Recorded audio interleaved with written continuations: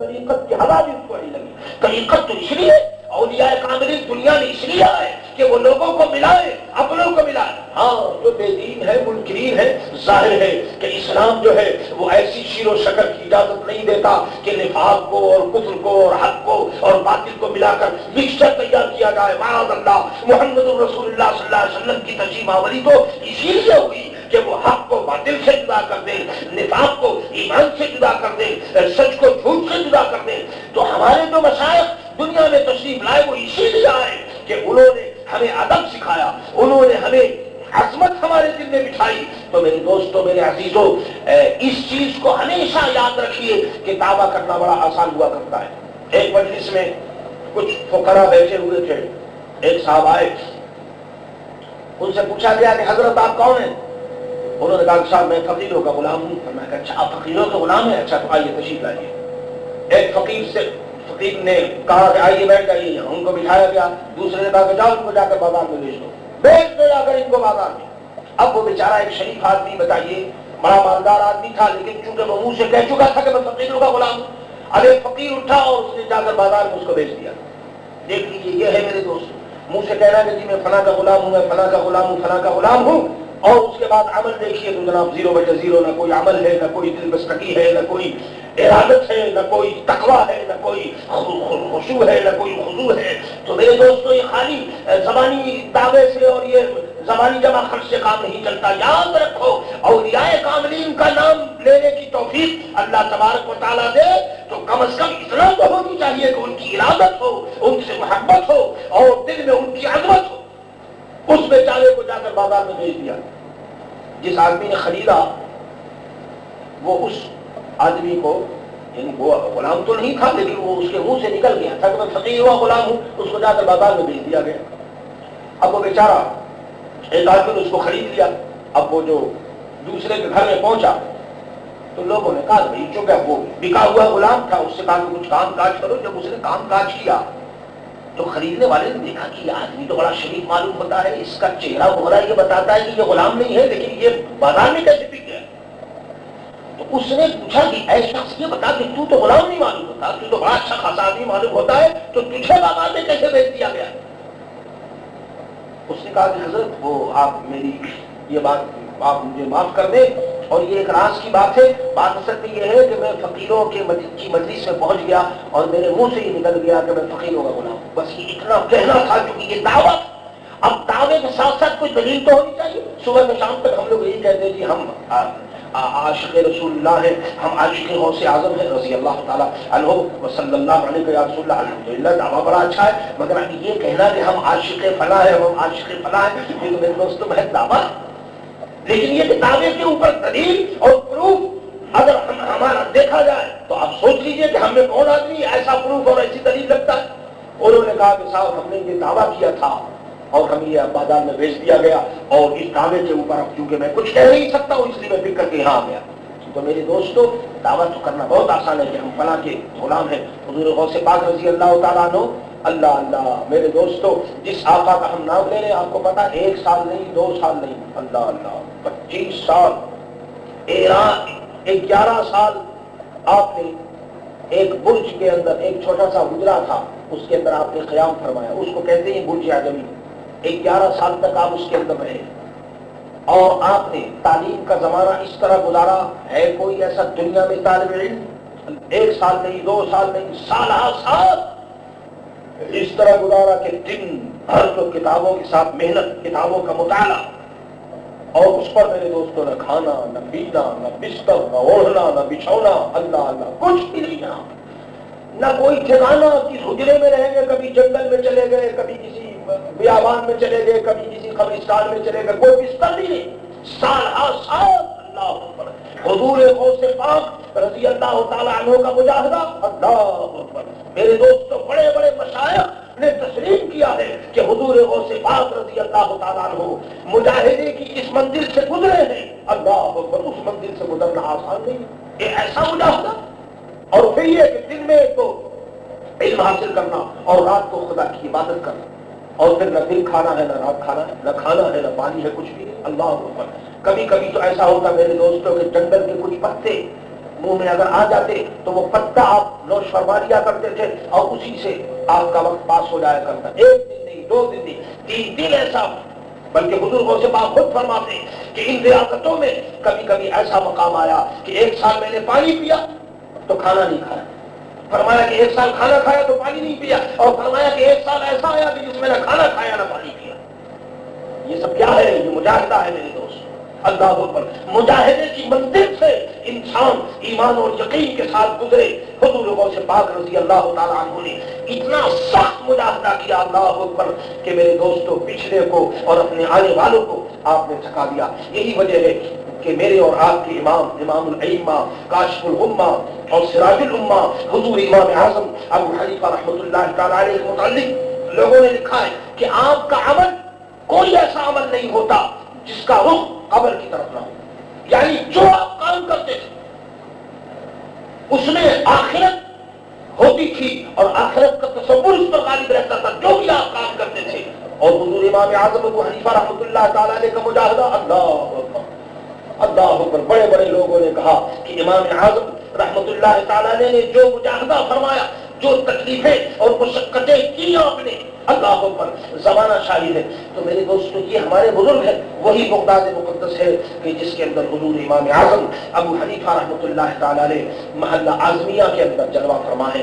وہی بغداد مقدس ہے کہ جہاں حضور غوث پاک رضی اللہ تعالیٰ عنہ، حضرت جنید بغدادی رحمۃ اللہ تعالیٰ علیہ، حضرت معروف کرخی رحمۃ اللہ تعالیٰ علیہ، حضرت شیخ شہاب الدین عمر سہروردی رحمۃ اللہ تعالیٰ علیہ، اللہ اکبر، کیسے کیسے حضرت شیخ سری سختی رحمۃ اللہ تعالیٰ نے کیسے کیسے عظیم اولیاء کاملین اور بزرگان دین.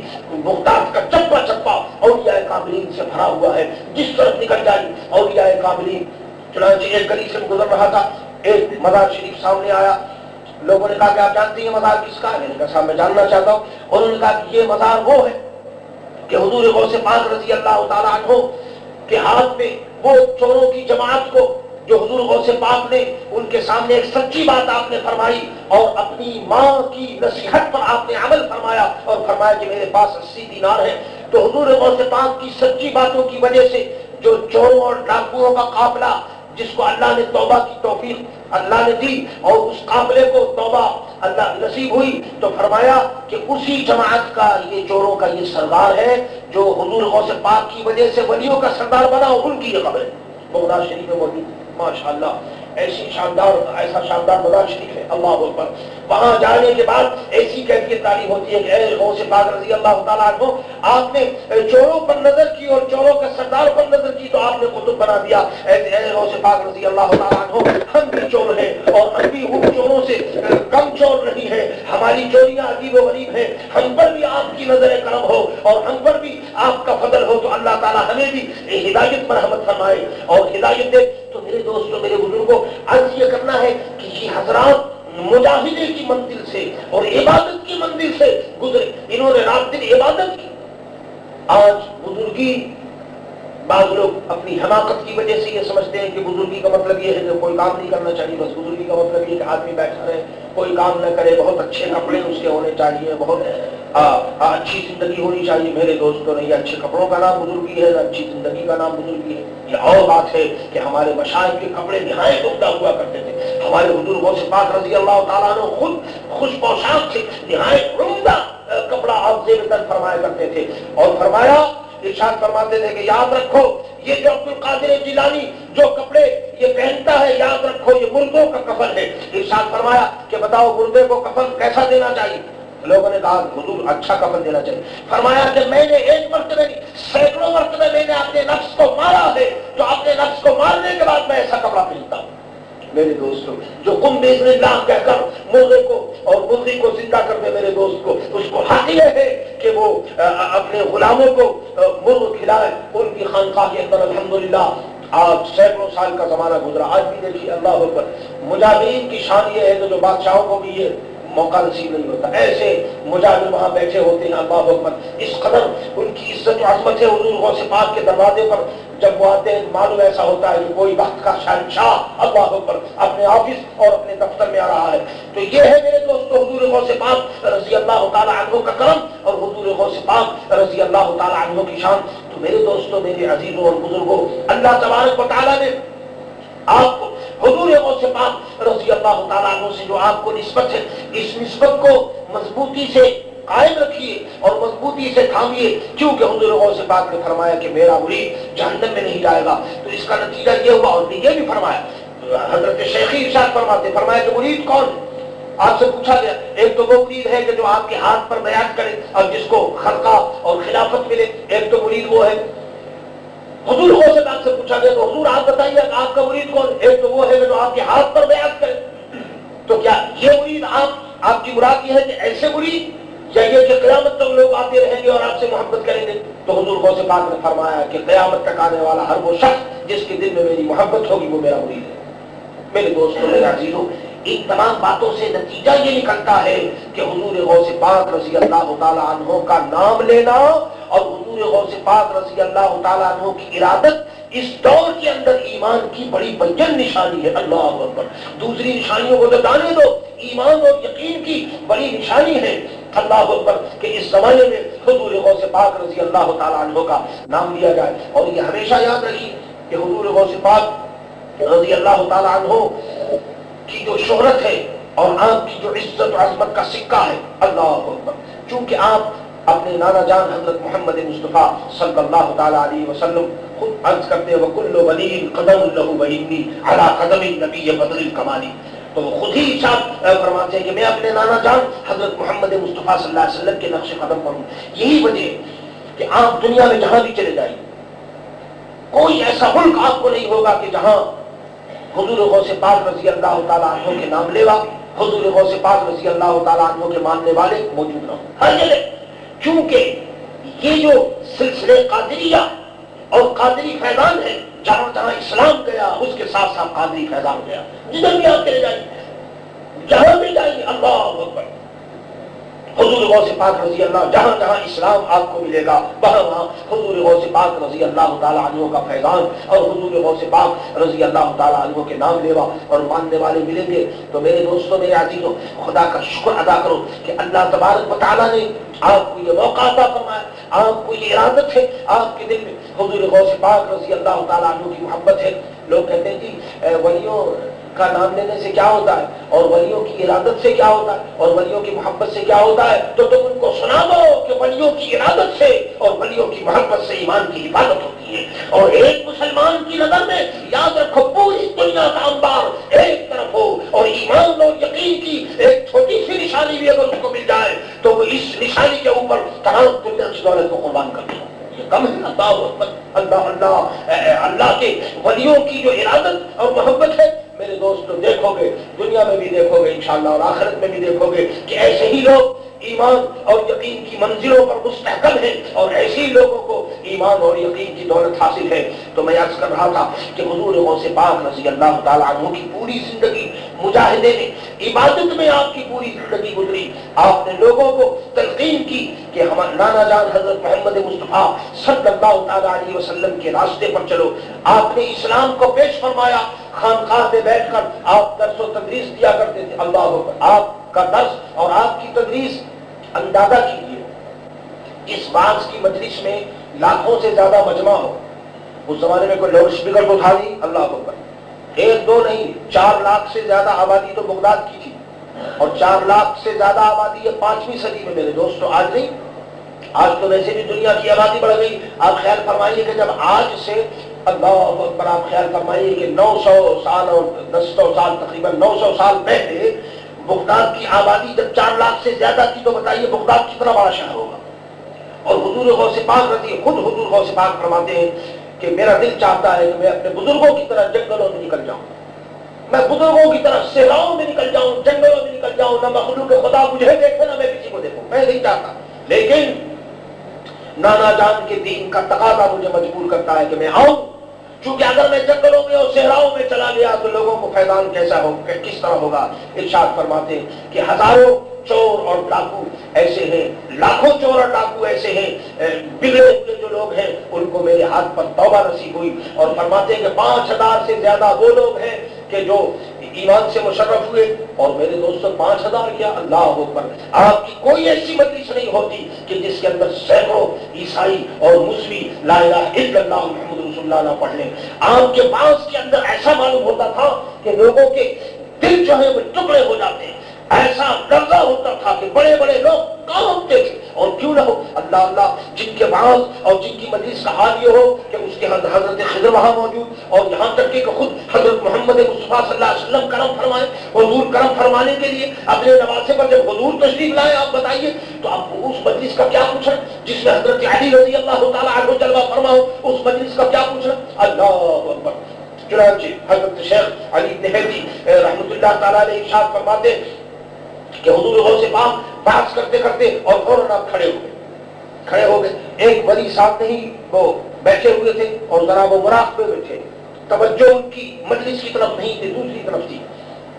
تھوڑی دیر کے بعد آپ کھڑے ہوئے اور کھڑے ہو کر پھر بیٹھ گئے۔ لوگوں نے پوچھا کہ حضرت کیا بات ہے، آپ یہ باز کی مجلس میں کیوں کھڑے ہو گئے؟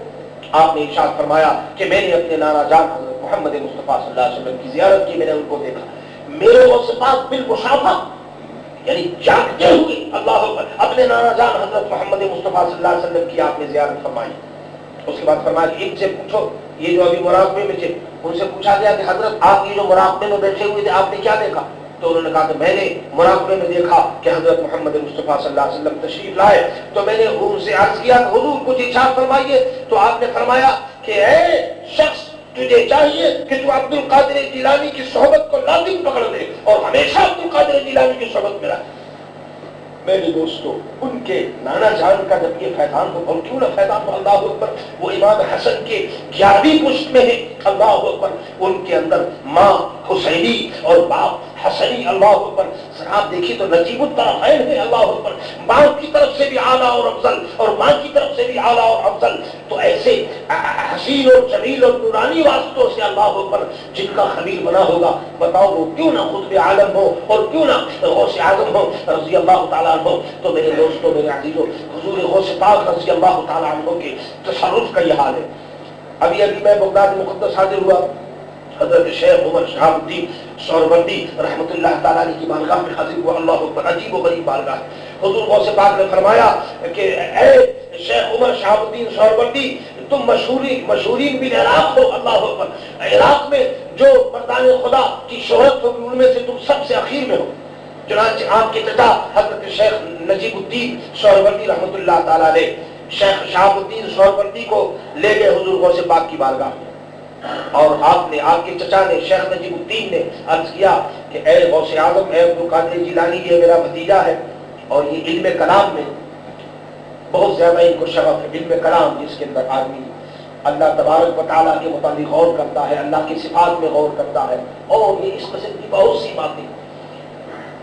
تو علم کلام یہ ایک مستقل فن ہے، یہ ایک مستقل علم ہے۔ تو فرماتے ہیں کہ علم کلام اور علم مناظرہ، لوگوں سے بحث کرنا اور صفات الہی اور قدرت باری تعالیٰ اور اس قسم کے مسائل کے جو بڑے خطرناک ہیں اور عام طور پر اس پر بحث نہیں کرنی چاہیے، حضرت شیخ شہاب الدین سہروردی اس میں بہت زیادہ بحث کیا کرتے تھے۔ چنانچہ ان کے چچا نے کہا کہ حضرت یہ میں نہیں چاہتا کہ یہ بہت زیادہ علم کلام میں اس قدر ان کی توجہ ہے، میں چاہتا ہوں کہ یہ اس کو چھوڑ دیں، مگر یہ چھوڑتے نہیں۔ حضور غوث پاک نے اپنا ہاتھ ایک مرتبہ پھیرا شیخ شہاب الدین سہروردی کے سینے کے اوپر، اور جیسے ہی پھیرا تو وہ جتنا علم کلام تھا اور جتنا علم تھا سبھی ختم ہو گیا۔ آپ کے بڑے پریشان ہوئے کہ اللہ اکبر، اس علم کو میں نے اتنی محنت سے حاصل کیا اور اس میں کمال حاصل کیا اور وہ علم فوراً جاتا رہا، بڑے پریشان ہوئے۔ حضور غوث پاک نے مسکرائے اور فرمایا کہ تم پریشان نہ ہو۔ چنانچہ دوسرے واقعے میں نے بغداد شریف میں دیکھا کہ دوسرے واقعے میں یہ لکھا ہے کہ حضرت شیخ نجم الدین رحمۃ اللہ تعالیٰ علیہ، جو حضرت شیخ شہاب الدین عمر سہروردی رحمۃ اللہ تعالیٰ علیہ کے دوستوں میں سے تھے، وہ حضور غوث پاک رضی اللہ تعالیٰ عنہ کی خانقاہ میں چلہ کھینچ رہے تھے۔ چلہ آج کل میرے دوستوں یہ حلقہ ذکر اور یہ چلہ اور یہ اعتکاف اور یہ اللہ اللہ کرنے والی باتیں، یہ سب میرے دوستوں پرانی چلی آ رہی ہے، لیکن افسوس یہ ہے کہ لوگوں کو ذوق نہیں، لوگ جانتے نہیں ہیں، اور اگر کوئی اس قسم کی کوئی بات کرے تو چونکہ ذوق تو ہے نہیں، اب تو ڈانسنگ ناچنا گانا کھانا پینا ڈنر اور لنچ، اس سے ہی ہماری قوم کو فرصت نہیں ہے، تو وہ کہاں اس کو معلوم ہوگا کہ کہاں 11ویں شریف ہو رہی ہے اور کہاں 12ویں شریف ہو رہی ہے۔ اقبال نے بالکل صحیح کہا ہے، اللہ اکبر۔ اقبال سے کسی نے کہا کہ صاحب یہ مولوی لوگ، یہ فقیر لوگ بیٹھے رہتے ہیں مسجدوں کے اندر، چٹائیوں پر بیٹھے رہتے ہیں، حجروں میں بیٹھے رہتے ہیں، اللہ اللہ کرتے ہیں، نماز پڑھتے ہیں، کوئی کام ہی نہیں کرتے، تو ان لوگوں کو کام کرنا چاہیے۔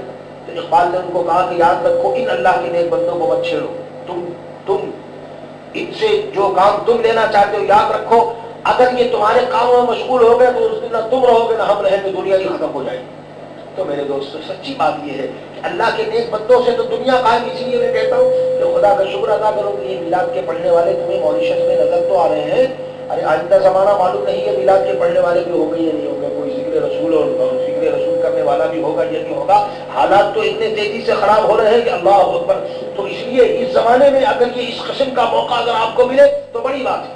حضرت شیخ نجم الدین رحمۃ اللہ تعالیٰ نے حضور غوث پاک رضی اللہ تعالیٰ عنہ کی خانقاہ میں چلنا 40 دن تک عبادت کر رہے تھے۔ جب 40 دن جب پورے ہو گئے تو آپ نے دیکھا کہ حضرت شیخ عمر شہاب الدین سہروردی ایک پہاڑ کی چوٹی کے اوپر بیٹھے ہوئے، اور وہاں ان کے ہاتھ میں ایک کپ ہے، ایک پیالہ ہے، اور پیالے میں ایک ڈائمنڈ ہے، جواہرات ڈائمنڈ۔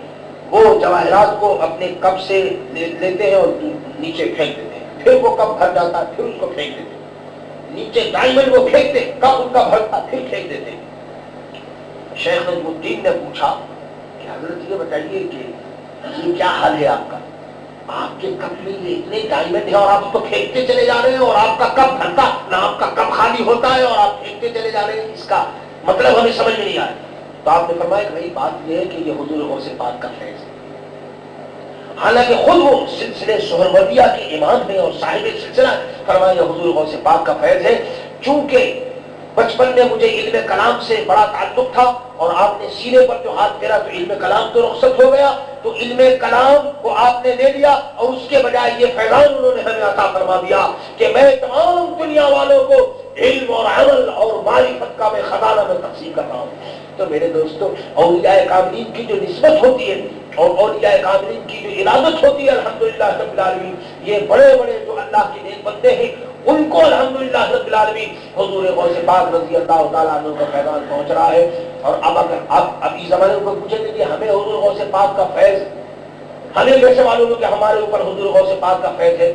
تو میرے دوستو میں پہلے بھی عرض کر چکا ہوں اور اب بھی عرض کرتا ہوں کہ بجاؤ حضور غوث پاک کا اگر فیضان نہیں ہے تو آپ یہاں بیٹھے کیسے؟ آپ کو کس نے لا کر یہاں بٹھایا؟ کیا یہ بغیر فیضان کی ویسے ہی چلے آئے؟ ماریشس کے اندر 1,40,000 مسلمانوں کی آبادی، 1,40,000 میں یہ جو چند آدمیوں کو اس مجلس میں آنے کی اور اللہ اللہ کرنے کی جو توفیق ہوئی، تو بتائیے کس کا فیضان ہے؟ بھائی یہ تو بزرگوں ہی کے تو فیضان ہے نا، ان کا اگر فیضان نہیں ہے تو بتاؤ ہم زندہ کیسے، ہم صاحب ایمان کیسے؟ یقین کی دولت ہمارے پر یہ فیضان ہے۔ اسی لیے مولانا ضیاء الدین صاحب دامت برکاتہ العالیہ نے بڑا ارشاد فرمایا، کہا کہ یہ کیوں کہتے ہو؟ ارے حضور کا اگر فیضان نہیں ہوتا، فضل و کرم نہیں ہوتا تو مدینہ کیسے آتے؟ مدینہ بغیر